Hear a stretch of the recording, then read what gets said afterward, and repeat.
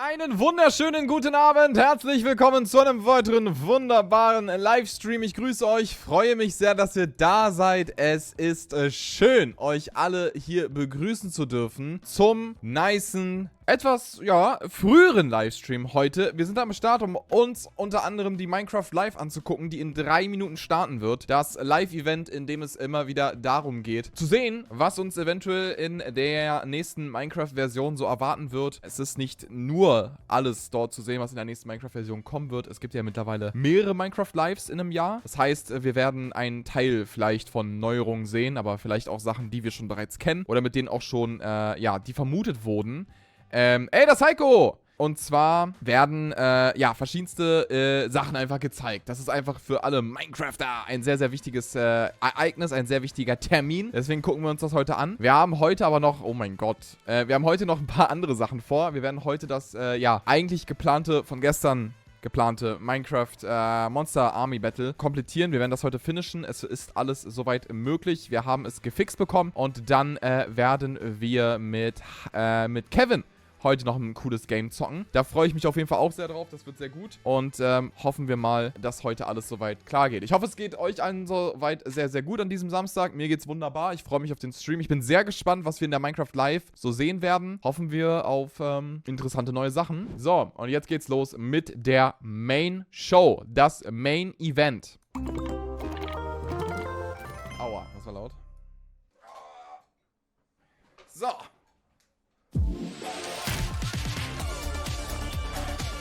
Fancy, danke dir auch. Wolf, Älter, Livestone, Dankeschön.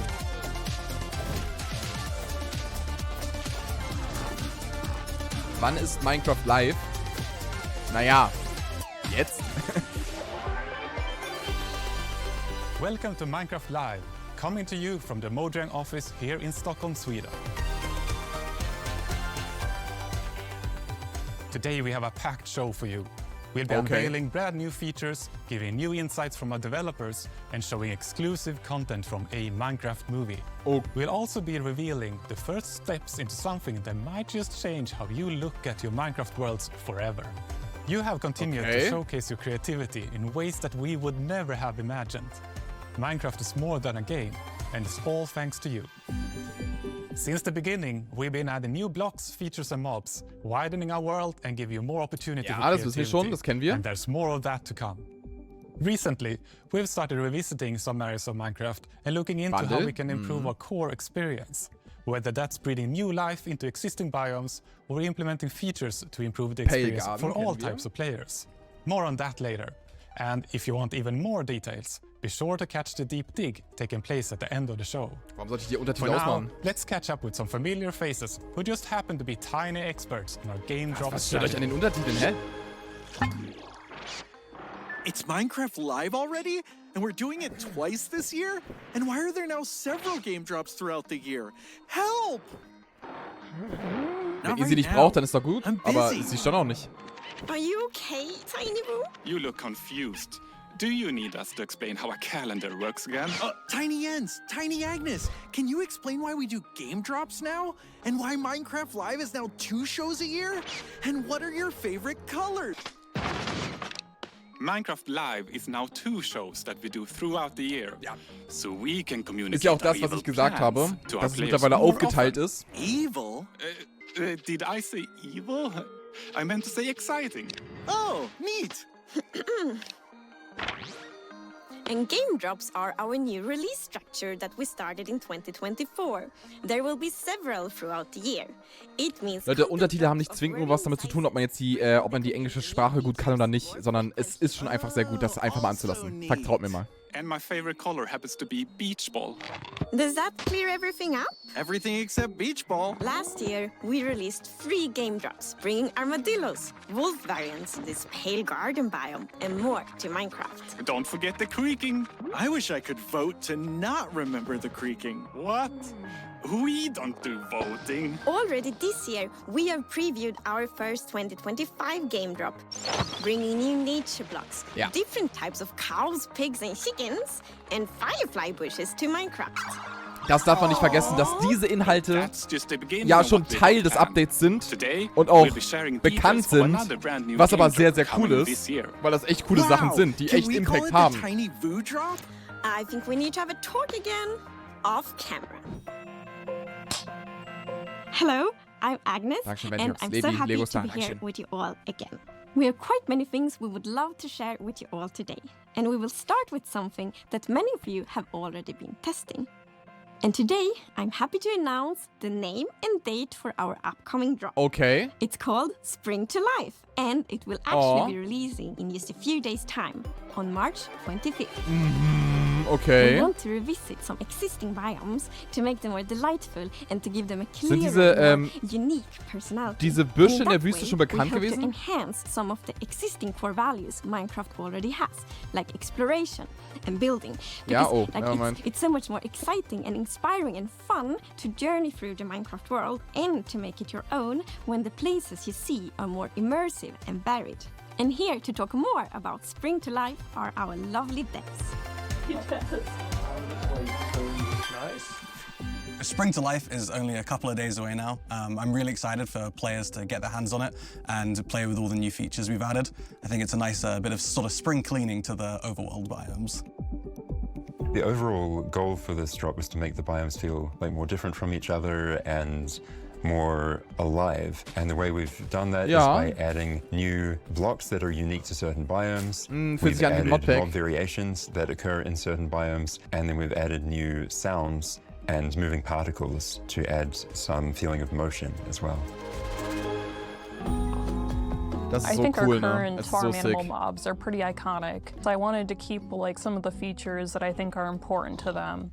But at the same time, I wanted to kind of introduce some kind of like new colors, or for like the cows, I introduced some like different horn types and Wer stuff. hat was gegen For the cold cow, we were inspired by the Highland cow. Das ist doch so eine coole Sache, dass es das jetzt gibt. Very cute. We have the hot climate pig, which is the Red River hog, kind of inspired. It has this cool markings on its face and everything. And then we have a cold or cool chicken, which is inspired by Polish chickens, which have some really nice kind of feathers going on. I think my favorite is the cool chicken, just because I get to say cool chicken around the office a lot. The new sounds we've added is sounds for the desert, sounds for firefly bush, sounds for the leaf litter, and sound personalities for the wolves. The desert biome is a really peaceful place. You will start to hear sounds of sand and wind. Boah, ich liebe Wüsten, ne? And hopefully you will feel the emptiness of the desert. The overworld got ambient sounds attached to the blocks, so if the player removes all of the blocks, the sound goes away. And if the player is bringing these blocks that has sounds, you bring the sound as well. And we think some players who really want to like stretch their building skills and take it a bit further will start trying to incorporate sounds into their builds as well. The wolf sounds are actually not wolves, it's dogs. I went to a dog daycare and recorded a lot of dogs. Could you do the mad wolf? We've also made some other changes to add more movement to the overworld. For example, with the new firefly bush, the block attracts firefly particles that move around above it, which is really nice when you find them in the swamp or near rivers. And because the fireflies come out in darkness and go away in the light, like a technical player can even switch them on and off. So there's a lot that you can do with this block. I'm really excited about the new spawn eggs too. For players who play in creative mode, we have so many mobs in the game now, and the spawn eggs, they were starting to look a bit all the same, like it gets harder and harder to remember which one is which. So I think the new art is just fantastic, and there's so much character bei dem Randomizer, wir kriegen einfach diese Items, wie geil das ist. Similar to the changes to the Lowstone recipe, we also wanted to change the cartographer villager trade so that you get more maps to take you towards other villages in different biomes, again, to sort of encourage players to explore and move to different locations. With knowing a bit more what they're going to get. In case you missed anything, here's a summary from our friends at Element Animation.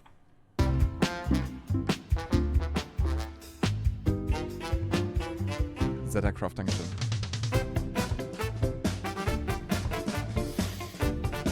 Ich mag, by the way, dieses Texture Pack überhaupt nicht. In den Animationen sieht es geil aus.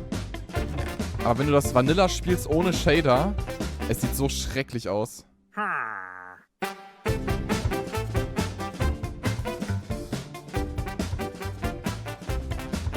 Passt, danke dir. Bro, genau so stelle ich mir vor, wenn er mich ab... Ne?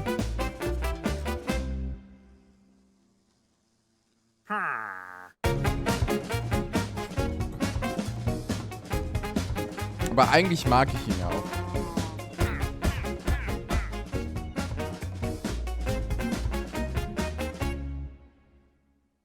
Dankeschön, Hannah.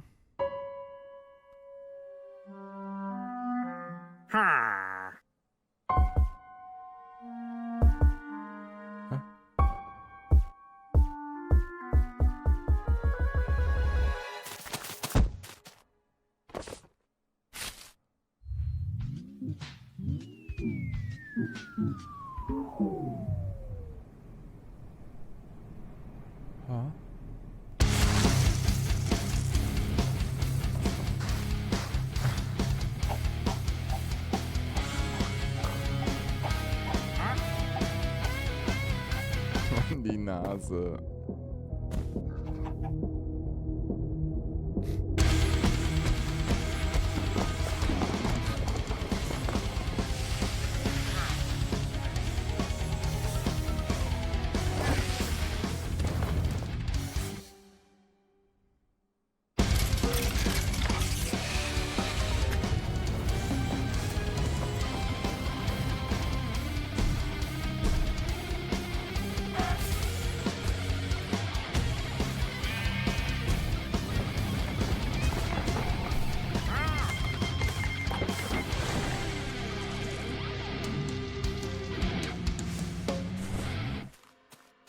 Mal so ein bisschen zusammengefasst, was alles jetzt dazugekommen ist.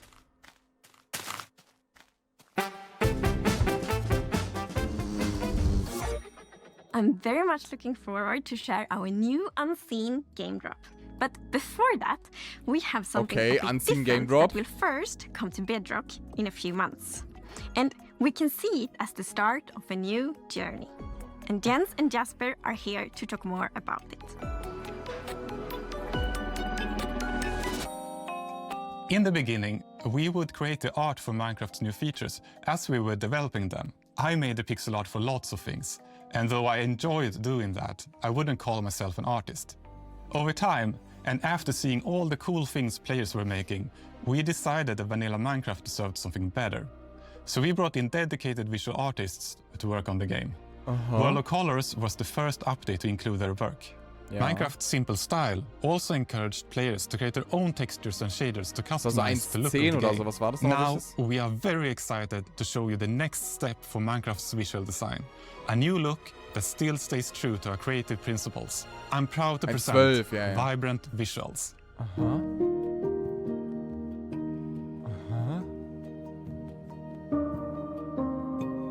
Vibrant visuals is a visual upgrade of the game. It enhances like all the visuals and everything you see, but it doesn't influence gameplay. Warte mal, in-game When you enter the game, there's an immediate sense of wonder. You see the sun shining through the trees, maybe behind the mountain, maybe through the clouds. It makes the game like have a really epic scale, and it's so much more interesting to explore. You might notice when you look at the blocks that light behaves a bit differently on the textures. This is because we have used a method that allows us to create extra textures for every texture, and this will enhance how the lighting Enhanced Shaders halt nur, so leichte. We have improved like all our emissive textures, so stuff actually glows now, like spider eyes or enderman eyes. Das ist sehr dunkel. In the lush caves, it also looks very, very nice with all the glow berries around there. When you're building your house, you might want to be a little bit pickier now, because you will likely want to make it face the sun.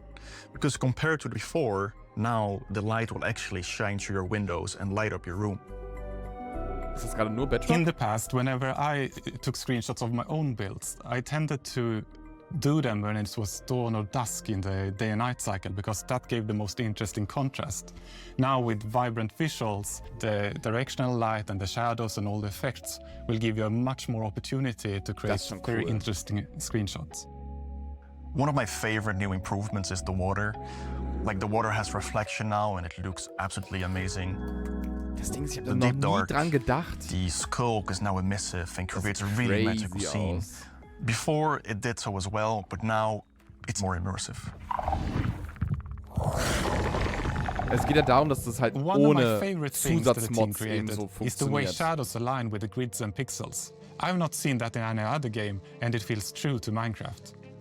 The shadows, they add a lot of good contrast to the world. Das werden sie aber nicht in der It Java helps put hinbekommen. everything in context, and it will make the world feel a little bit more familiar. You can also see in the reflections that they're pixelated according to the texture. This is for the sake of consistency, and we think it looks great.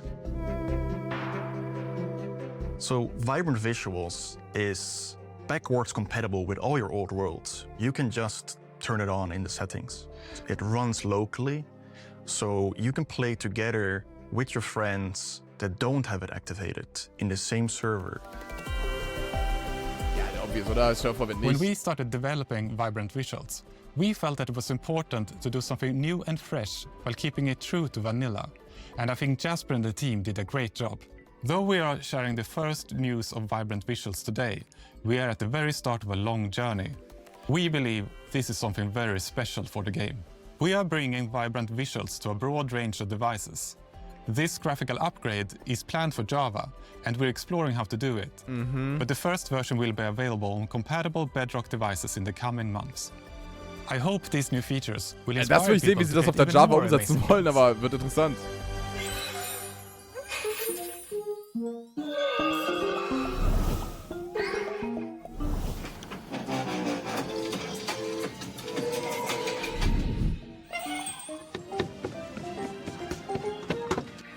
Thanks. And now it's time to announce a never-before-seen game drop. It's something completely new, and I must confess I'm very excited about it. Bin aufgeregt. It's something that helps you build really big structures. It's something that might make you create a completely new kind of relationship with an existing mob. And it's also something that makes it extra precious to journey through the Minecraft world together with your friends. Well, did it? And it all starts with a rather special and possibly quite sad new block you find in the Nether. More precisely in the Soul Sand Valleys, around these familiar, odd-looking bone structures. But if you take a closer look, you might notice something you haven't seen before. It's a bit hard to tell from behind, but if you look from the other side, you will see a sad face that you probably recognize. It's a dried ghast. Okay. The dried ghast is a little bit smaller than the regular block. Is it seltener? Well, it has these cute little tentacles on the sides and has this just a little bit grumpy face to it. It seems very dehydrated. Then you might think that, well, let's put water on it. But there is no water in Nether. So we can bring it to somewhere where there is water. We'll pick up the block from the Nether, bring it with us from the Nether through a portal, and what better way to rehydrate a dried ghast than just put it in water? Okay. And then we wait. Okay, ich bin jetzt wirklich gespannt, was es macht. And wait. Okay, es dauert lange. A little bit Finde ich over gut. time it's gonna start, first it's grumpy, right? Then it gets neutral, and then it's gonna start smile more and more. Because then a ghastling is spawned. Oh mein Gott, eine kleine Version von einem Ghast. Nee. Doch. It's so cute. It's baby. It's precious. It's baby. He's smiling. He's happy. So the ghastling just floats around the overworld. I mean, it's a little balloon, basically, right? So cool. That's what a balloon does. It floats and goes around, but it's also very curious. So it's gonna somewhat imprint over players or mobs and just follow them around a bit until it gets bored, and then it's just gonna go and follow something else. This one will not spit fireballs, but you can feed it with something, Agnes. Yes. It actually is quite fond of snowballs instead, of course. I think it's so adorable. It's both hydration and cooling down. And when it grows up, it turns into yet another new thing, which is the happy ghasts. Hä? Yeah, the happy ghast is friendly towards the player, is gonna roam around, fly around. If the ghast brings you fires, the happy ghast brings you smiles. There's one more thing you can do with happy ghast. Kann man auf ihm fliegen? You can fly Oh mein Gott. Which is obviously what you long for when you see your body flying around in the sky. You want to go flying with it. So if you craft a harness for your ghast, you can tempt the ghast to come closer with the harness, put the harness on, and jump up on it. Wie geil sieht das aus? An interesting thing about the harness also is that you can use it as an indicator to see if someone's riding the ghast because, well, it's got these goggles, and if someone is riding it, they go down in front of the ice. Mann, Bro, wie heftig ist We das? have a new neat feature as well, Agnes, the locator bar, right? Yes, so we have a new feature, the locator bar, which you see like at the bottom of the screen, and there you can see kind of in which direction your friends are. So then like when you're out flying on the happy ghast, for example, and want to find your friend, you see, okay, I should travel here. You can actually be up to 4 players on the happy ghast, so you Es can ist jede Minecraft Live together. dasselbe. So I can meet a passenger princess on my ghast. Of course.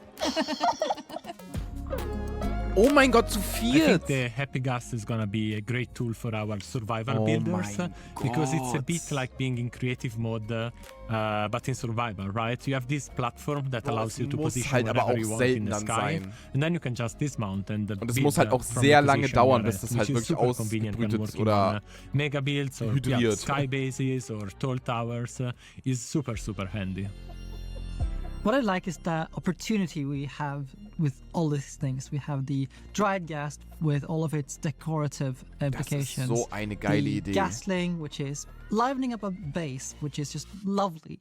Then there is the happy ghast with all of the shenanigans you can do with the PvP, the construction, racing, and so many more things. Die Textur ist so geil mit Very dieser soon Brille. players will be able to try out these new features in snapshot betas and previews, and we are so excited to see all the feedback we're gonna get.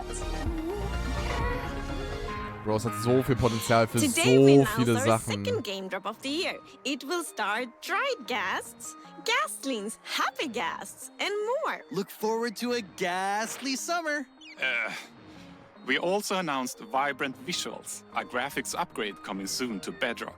Oh, and the first drop of 2025 is arriving on March 25th, starring both cold and warm pigs. Along with leaf litter, new leaf falling particle effects, and loads more Ja, das sind alles features die Sachen, that die we wir don't have time to talk about before this ghast crashes. Before this what? I mean, lands safely. Now, if you'll excuse me, I'm off to co-host the after show. But that's with average size Jens, Agnes, and Wu. Oh, but don't worry. We can watch it together right now. 3, 2, 1! Welcome to the Minecraft Live Deep Dig After Show. We'll play Spring to Life, our newest game drop.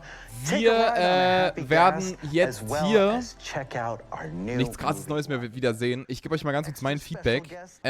Also ich kann sehr gut wieder nachvollziehen, dass Leute schreiben, hey, das fühlt sich ja echt nicht mehr so nach Minecraft an. Es ist ja gefühlt ein Modpack.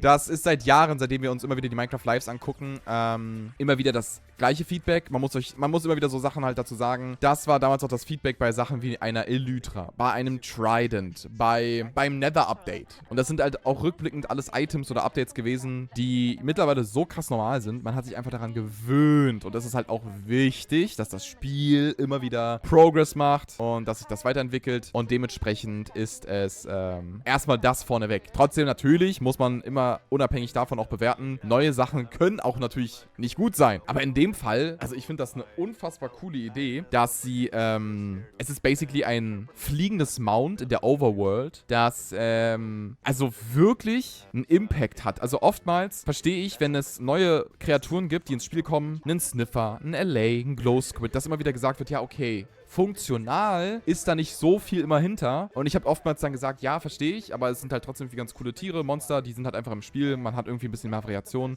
Ist doch cool. Aber bei dem Happy Ghast ist es ja wirklich eine Funktion, die sehr, sehr einzigartig ist. Und durch das Fliegen und dann auch noch mit mehreren Leuten zusammen fliegen, ist das ja mal so unfassbar cool. Und es ist eine Kreatur, die aufbauend ist auf den Ghast, den es ja schon im Spiel gibt. Und dadurch ist es halt, finde ich wieder, was sehr, sehr cool ist, dass man irgendwie Sachen, die man bereits im Spiel hat, nochmal aufgreift und dann irgendwie, ja, nochmal den Handlungsstrang so ein bisschen erweitert, sodass es halt irgendwie noch dazu so passt. Ich finde es sehr, sehr cool und ich finde das Design unfassbar cute. Es ist sehr süß und das ist halt natürlich auch oftmals ein großer Pluspunkt. Und ich finde es sehr, sehr, sehr gut.